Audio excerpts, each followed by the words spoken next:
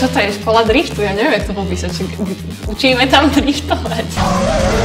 Môj bežný deň vyzerá tak, že vstávam okolo 7, zvyknem pol hodinu meditovať. Neskôr mám kaskadérsky tréning. Ja som od malička mala rada auta a keď som videla drift, tak ten hluk a ten dým a všetko okolo toho, ten adrenalín. To, že učím ten drift, tak mi zarába na to, aby som ho potom mohla jazdiť.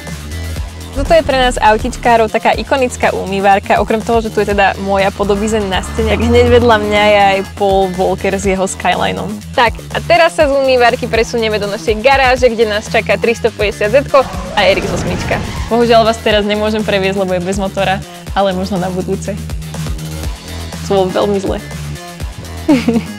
No a neskôr večer prídem domov a zvyknem okolo 3-4 hodinky streamovať. Toto je môj celý setup, tu mám kameru, mám 2, niekedy aj 3 monitory. Okrem môjho Canonu, ktorý tu mám na streamovanie, tak tu máme teraz takúto novinku od Canonu, taký streaming kit.